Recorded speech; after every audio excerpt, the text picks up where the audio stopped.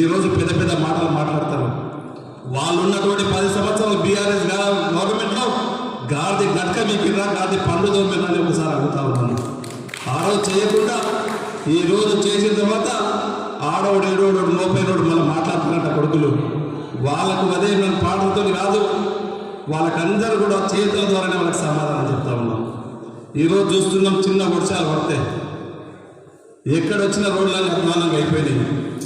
నేను ఒకటే మొన్న అధికారులందరినీ కూడా వచ్చి మాట్లాడినా, అరే గత బీఆర్ఎస్ కాలంలో 10 సంవత్సరాల కాలంలో మీరు ఎన్ని సీసీ రోడ్లు, ఎన్ని డాంబర్ రోడ్లు వేసినట్టే 10 సంవత్సరాల్లో 20 కిలోమీటర్ల డాంబర్ రోడ్లు వేసిన పాపాన కూడా పోలేదు.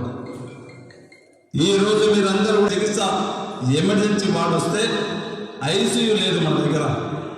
ఎన్ని సంవత్సరాలు చేసినటువంటి పాలకులు హాస్పిటల్లో ఒక ఐసీయూ పెట్టడానికి చేత కాలేదు.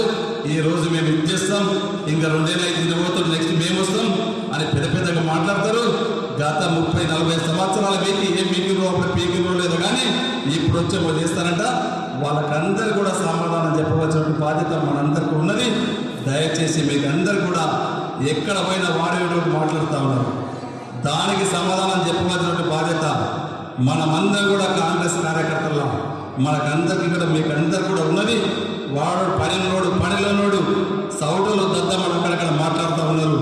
వారికి గట్టిగా సమాధానం చెప్పవలసిన బాధ్యత మీకున్నది. ఖచ్చితంగా మనమందరం కూడా మూకుమ్మడిగా ఎదుర్కొని తప్పకుండా కాంగ్రెస్ తాండూ అడ్డంటనే కాంగ్రెస్ గడ్డగా పేరున్నది, దాన్ని ఖచ్చితంగా నిలుపుకుందాం.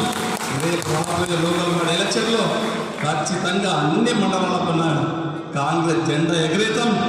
ఎంతమంది వచ్చినా, ఎంతమంది ఏకమై వచ్చినా వారందరినీ కూడా తరిమి కొట్టి ఖచ్చితంగా కాంగ్రెస్ని గడ్డగా తప్పకుండా జెండా ఎగరేతామని చెప్పి కూడా తెలియజేసుకుంటూ, ముఖ్యంగా ఈరోజు చాలా పెద్ద ప్రోగ్రాం పెడదాం అనుకున్నాం. పిల్లలతో కూడా కలిసి ఉందాం ఇది అనుకున్నాం. అనవసరంగా నిన్న రాత్రి నుంచి అకాలంగా వర్షాలు పడతా ఉన్నాయి, అక్కడక్కడ చాలా డ్యామేజ్ అయినాయి. ఇప్పుడే కలెక్టర్ ఎస్పీ గారు కూడా వస్తూ ఉన్నారు. ఈ కోకట్ల డ్యామేజ్ అయిపోయింది. బసిరాబాద్లో 100 ఆవులు కూడా ఇబ్బందికరంగా ఉన్నాయి. ఈ 2-3 గ్రామాలు కూడా కంప్లీట్ నీళ్ళు మునిగిపోయినాయి. అవన్నీ కూడా తిరిగేటుంది. మళ్ళీ ఒక రోజు కంపల్సరీ ఒక ప్రోగ్రాం పెట్టుకుందాం, ఇక్కడ ఫుల్ టైం ఉండేటట్లు చేసుకొని మీతోనే ఉండి కలిసి భోజనం చేసుకొని ఇక్కడ ఉన్నటువంటి విద్యార్థులని ఖచ్చితంగా మంచి ప్రయోజకులు కావాలా.